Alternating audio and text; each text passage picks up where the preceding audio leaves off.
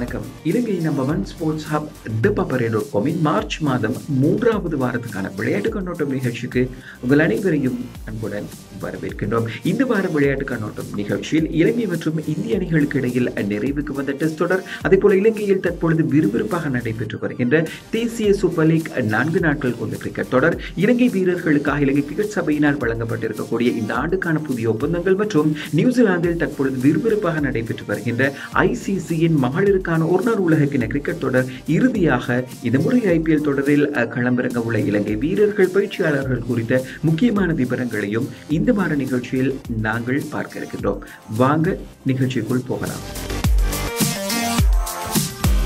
இந்தியாவுக்கு எதிராக நடைபெற்ற 2 போட்டிகளை கொண்ட டெஸ்ட் தொடரில் 8 நாட்கள் இடைவெளியில் 2வது முறையாக இலங்கை அணி 3 நாட்களுக்குள் டெஸ்ட் போட்டியில் தோல்வியை தழுவி 2-0 என இந்த டெஸ்ட் தொடரை பறிகொடுத்தது. குறிப்பாக பெங்களூர் சின்னசுவாமி மைதானத்தில் நடைபெற்ற இந்த பகலிரவு டெஸ்ட் போட்டியில் நாணய சுழற்சியில் வெற்றி பெற்று முதலில் துடுப்படுத்த ஆடிய இந்திய அணி சகல விக்கெட்டுகளையும் இழந்து 252 ஓட்டங்களை பெற்றுக் கொண்டது. குறிப்பாக இந்திய அணியினுடைய துடுப்பாட்டத்தை பொறுத்தமட்டில் ஸ்ரேயஸ் ஐயர் 92 ஓட்டங்களை எடுத்து சதமடிக்கும் வாய்ப்பை தவறவிட்டார். அதனைத் தொடர்ந்து தங்களுடைய முதல் இன்னிங்ஸை ஆரம்பித்த இலங்கை அணி இந்திய அணியினுடைய பந்து வீச்சை தாக்குப்பிடிக்க முடியாமல் சகல விக்கெட்டுகளையும் இழந்து 109 ஓட்டங்களை மாத்திரமே பெற்றுக் கொண்டது.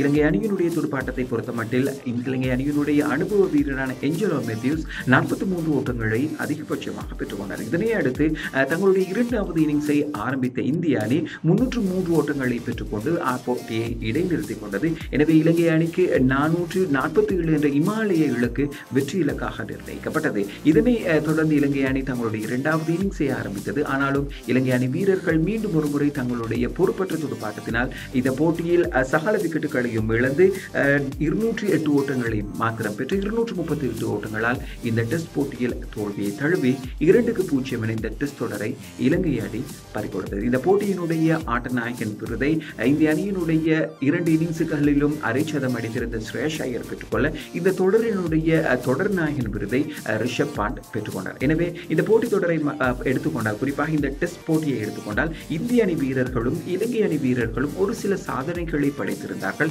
எனவே அது தொடர்பிலான ஒரு சிறிய விடயத்தை நான் உங்களுக்காக ஞாபகப்படுத்தப்படுகின்றேன். இந்திய அணியை பொறுத்த மட்டில் ஜஸ்பிரீத் பும்ரா முதல் இன்னிங்ஸில் 5 விக்கெட்டுகளை கைப்பற்றியிருந்தார். எனவே இந்திய மண்ணில் முதல் முறையாக தன்னுடைய 5 விக்கெட் குவியலை பதிவு செய்து சாதனை படைத்திருந்தார். அது மாத்திரமல்லாமல் இந்திய அணியினுடைய துடுப்பாட்டத்தை பொறுத்த மட்டில் ஸ்ரேயஸ் ஐயர் பகலிரவு டெஸ்ட் போட்டியில் 2 இன்னிங்ஸ்களிலும் அரை சதம் அடித்த முதலாவது வீரர் என்ற பெருமையை பெற்றுக் கொண்டார். அதே போல ரிஷப் பாண்ட் 28 பந்துகளில் டெஸ்ட் அரை சதத்தை பதிவு செய்து இந்தியாவுக்காக குறைந்த பந்துகளில் டெஸ்ட் அரை சதம் அடித்த கபில் தேவினுடைய 40 ஆண்டுகால சாதனையை ரிஷப் பாண்ட் முறியடித்திருந்தமையையும் இந்த நேரத்தில் நாங்கள் ஞாபகப்படுத்த விரும்புகிறோம். இலங்கை அணியை பொறுத்த மட்டில் இலங்கை அணியினுடைய வீரர்கள், குறிப்பாக எங்களுடைய சுழல் பந்து வீச்சாளர்கள் இந்த போட்டியில் சிறப்பாக செயல்பட்டிருந்தார்கள். பிரவீன் ஜெயவிக்ரம் 7 விக்கெட்டுகளையும் அதே போல லசித் எம்புல்தனிய 6 விக்கெட்டுகளையும் 2 இன்னிங்ஸ்களிலும் பெற்றுக்கொண்டு இலங்கை அணியினுடைய குறிப்பாக இந்திய அணி வீரர்களை கட்டுப்படுத்துவதில் தங்களுடைய பங்களிப்பினை வழங்கியிருந்ததையும் இந்த நேரத்தில் கட்டாயம் ஞாபகப்படுத்த விரும்புகிறோம். அதே போல இலங்கை அணியினுடைய துடுப்பாட்டத்தை பொறுத்தமட்டில் இலங்கை அணி தலைவர் திமுத் கருணாரத்ன 2வது இன்னிங்ஸில் சதம் அடித்து 107 ஓட்டங்களை பெற்றுக் கொண்டார். குறிப்பாக பகலிரவு டெஸ்ட் போட்டியில் அவருடைய 2வது டெஸ்ட் சதம் முன்னதாக 2017ஆம் ஆண்டு பாகிஸ்தான் அணிக்கு எதிராக முதலாவது பகலிரவு டெஸ்ட் சதத்தை பெற்றிருந்தமையையும் இந்த நேரத்தில் கட்டாயம் ஞாபகப்படுத்த வேண்டும். அது மாத்திரமல்லாமல் இந்திய மண்ணில் அவருடைய முதலாவது டெஸ்ட் சதம், அதே போல இந்திய அணிக்கு எதிராக அவர் பெற்றுக்கொண்ட 2வது சதம் என்பதையும் குறிப்பிடுவதோடு மாத்திரமல்லாமல் இந்திய மண்ணில் சதம் அடித்த 3வது இலங்கை வீரராகவும் அவர் இடம் பிடித்திருந்தார். அதே போல இலங்கை அணியினுடைய துடுப்பாட்டத்தை பொறுத்த மட்டில் குசல் மெண்டிஸ் கூட அரை சதம் அடித்திருந்தார். 54 ஓட்டங்களை 2வது இன்னிங்ஸில் பெற்றுக்கொண்டு இலங்கை அணிக்கு நம்பிக்கை கொடுத்திருந்தார். முதல் போட்டியில் அவர் காயம் காரணமாக விளையாடவில்லை. ஆனாலும் 2வது போட்டியின் முதல் இன்னிங்ஸில் அவரால் ஓட்டங்களை பெற்றுக்கொள்ள முடியாமல் போனாலும் 2வது இன்னிங்ஸில் அரை சதம் அடித்திருந்தார். டெஸ்ட் போட்டிகளில் அவருடைய 12வது அரை சதமாகவும் இந்திய அணிக்கு எதிராக அவர் பெற்றுக்கொண்ட முதலாவது அரை சதமாகவும் இது இடம் பிடித்திருந்தது. எனவே இந்த போட்டியை எடுத்துக்கொண்டால், இந்த போட்டி தொடரை எடுத்துக்கொண்டால் இலங்கை அணி வீரர்கள் இல்லாவிட்டால் இலங்கை அணி ஏன் தோல்வியை சந்தித்தது, இலங்கை அணி எந்தெந்த விடயங்களில் தவறுகளை இழைத்தார்கள் என்ற விடயத்தை நாங்கள் கட்டாயம் மீள பார்க்க வேண்டும். கட்டாயம் அதை பற்றி நாங்கள் பேச வேண்டும். இலங்கை அணியினுடைய துடுப்பாட்டம் படுமோசமாக இருந்தது. இருக்கின்றது. இந்திய அணியையும் இலங்கை அணியையும் ஒப்பிடும் பொழுது இந்திய அணியை விட எங்களுடைய அணியில் தான் அனுபவமிக்க பல வீரர்கள் இருந்தார்கள். லஹிரு திரிமான், ஏஞ்சலோ மேத்யூஸ், தனஞ்சய டி சில்வா போன்ற வீரர்கள் இருந்தார்கள். ஆனால் அந்த வீரர்களுடைய அனுபவம் இலங்கை அணியினுடைய வெற்றிக்கு கை கொடுக்கவில்லை. குறிப்பாக இந்த 2 டெஸ்ட் போட்டிகளும் 3 நாட்களுக்குள் முடிவடைந்தமையும் இலங்கை அணிக்கு மிகப்பெரியதொரு ஏமாற்றத்தை கொடுத்திருந்தால் என்றால் மிகையாகாது.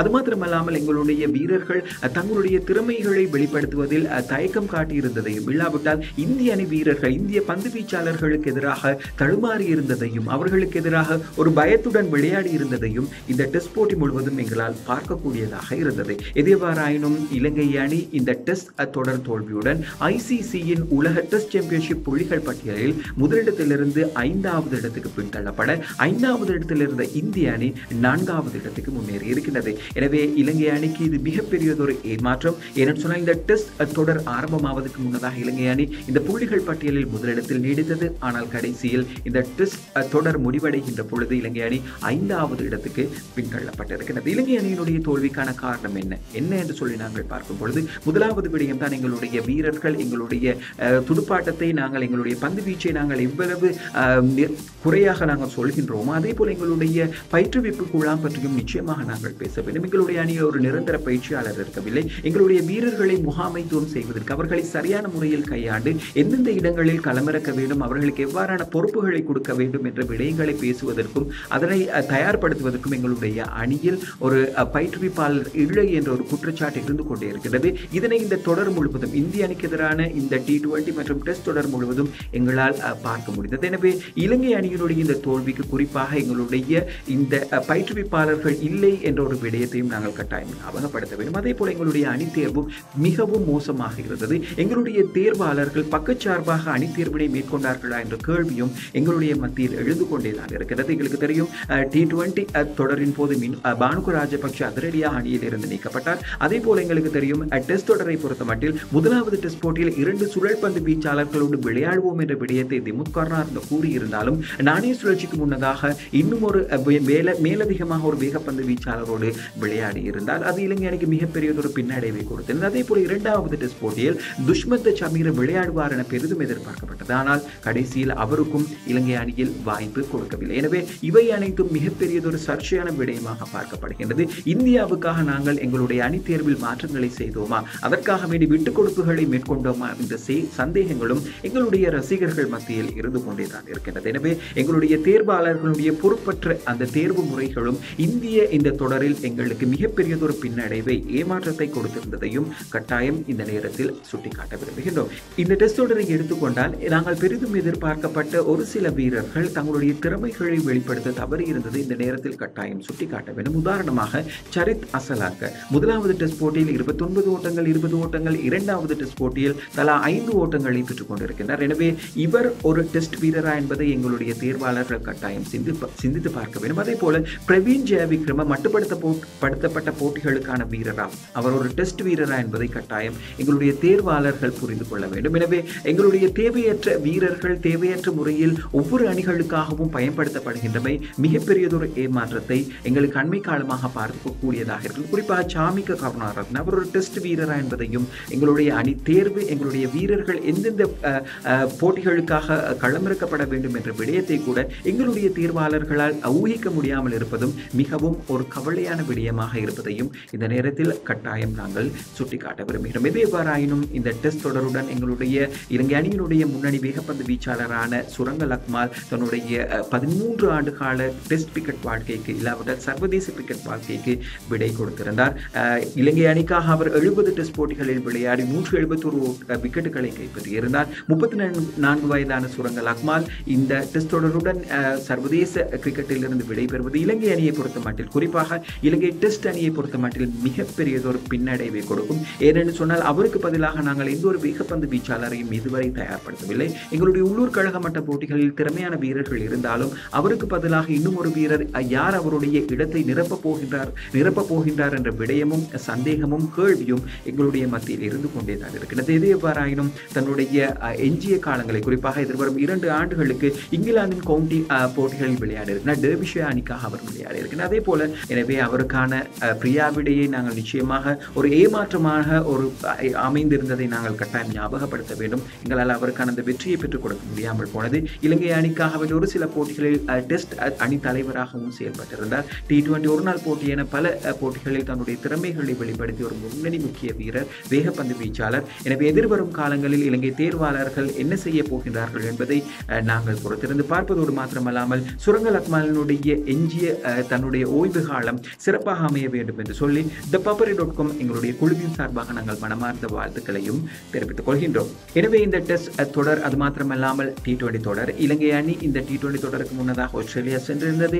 அதற்கு முன்னதாக இலங்கையில் ஜிம்பாப்வே அணிக்கு எதிரான ஒரு நாள் தொடரை கைப்பற்றி இருந்தது. ஆனால் ஆஸ்திரேலிய தொடர், இந்திய தொடர் இலங்கை அணிக்கு மிகப்பெரிய ஒரு ஏமாற்றத்தை கொடுத்திருந்தது. எனவே இந்த ஆண்டினுடைய முதல் 3 மாதங்களும் இலங்கை அணிக்கு மிகப்பெரியதொரு ஏமாற்றத்தை கொடுத்த ஒரு மாதங்களாக அமைந்திருந்ததையும் இந்த நேரத்தில் ஞாபகப்படுத்த வேண்டும். எவ்வாறாயினும் மே மாதம் இலங்கை அணி பங்களாதேஷுக்கு சுற்றுப்பயணம் மேற்கொண்டு 2 போட்டிகள் கொண்ட டெஸ்ட் தொடரில் விளையாட இருக்கின்றது. எனவே இந்த டெஸ்ட் தொடரின் போதாவது எங்களுடைய தலைமை பயிற்றுவிப்பாளர், ஏனைய பயிற்றுவிப்பாளர்களுக்கான நியமனங்கள் உரிய முறையில் இடம்பெறும் என்ற நம்பிக்கை எங்களுடைய மத்தியில் இருந்து கொண்டிருக்கிறது. பொறுத்திருந்து பார்க்கலாம். எங்களுடைய வீரர்கள் தங்களுடைய தவறுகளை திருத்திக் கொண்டு பங்களாதேஷ் அணிக்கு எதிரான டெஸ்ட் தொடர், அதன் பிறகு சொந்த மண்ணில் ஆஸ்திரேலிய அணிக்கு எதிரான டெஸ்ட் தொடர்களில் சிறப்பாக செயல்பட வேண்டும் என்று சொல்லி நாங்களும் அவ்வாழ்த்துக்களையும் சொல்லிக் கொள்கின்றோம்.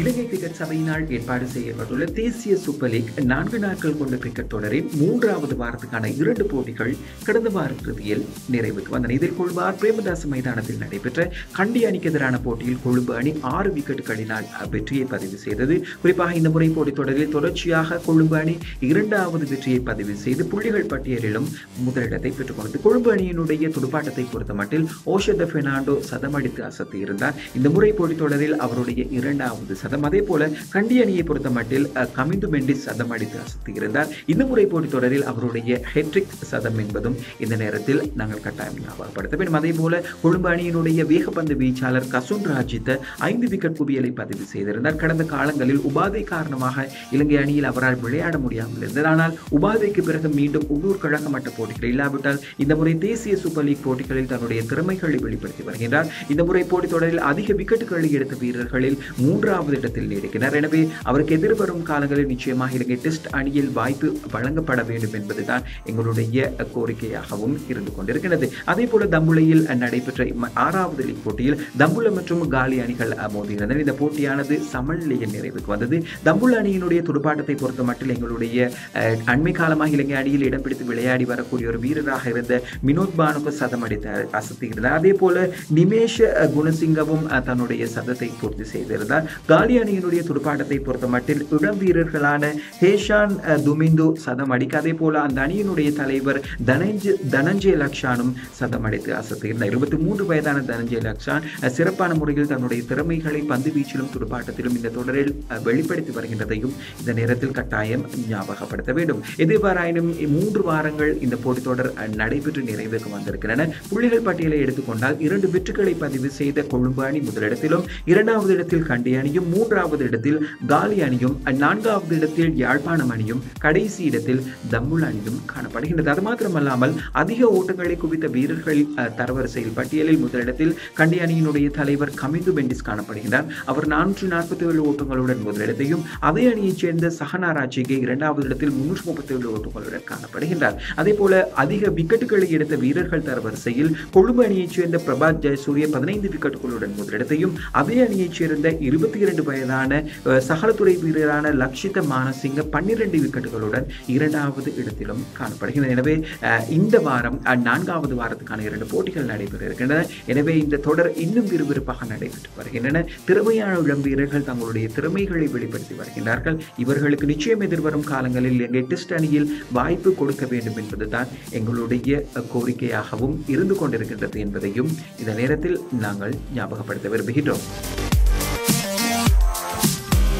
IPL தொடரின் 15வது சீசன் இல்லாவிட்டால் இந்திய பிரீமியர் லீக் தொடரின் 15வது அத்தியாயம் எதிர்வரும் 26ஆம் தேதி இந்தியாவில் ஆரம்பமாக இருக்கிறது. இதற்கான அனைத்து ஏற்பாடுகளும் மும்முரமாக இடம்பெற்று வரக்கூடிய இந்த தருணத்தில் அனைத்து அணிகளைச் சேர்ந்த வீரர்களும் பயிற்சியாளர்களும் இந்தியாவை சென்றடைந்த வண்ணம் இருக்கிறார்கள். குறிப்பாக இலங்கை அணிக்கு எதிரான டெஸ்ட் தொடரில் விளையாடி குறிப்பாக இலங்கை இந்திய அணி வீரர்கள் தற்பொழுது இந்த டெஸ்ட் தொடர் நிறைவடைந்த பிறகு பயோ பபுள் வலயத்தில் போய் இணைந்து கொள்ள இருப்பதாகவும் தெரிவிக்கப்படுகின்றது. இந்த நிலையில் இந்த இந்த முறை IPL தொடரில் இலங்கை அணியைச் சேர்ந்த 5 வீரர்கள் விளையாட இருக்கிறார்கள், ஒப்பந்தம் செய்யப்பட்டிருக்கிறார்கள். குறிப்பாக எங்களுடைய நட்சத்திர வீரர் வனிந்து ஹசரங்க ராயல் சேலஞ்சர்ஸ் பெங்களூர் அணிக்காகவும், அதே போல துஷ்மந்த் சமீர லக்னோ சூப்பர் ஜெயன்ஸ் அணிக்காகவும், மஹேஷ் தீக்ஷண சென்னை சூப்பர் கிங்ஸ் அணிக்காகவும், சாமிக கருணாரத்ன கொல்கத்தா நைட் ரைடர்ஸ் அணிக்காகவும், பானுக ராஜபக்ஷ பஞ்சாப் கிங்ஸ் அணிக்காகவும் விளையாட இருக்கிறார்கள். இதில் மஹேஷ் தீக்ஷண, பானுக ராஜபக்ஷ, அதே போல வனிந்து ஹசரங்க ஆகிய 3 வீரர்களும்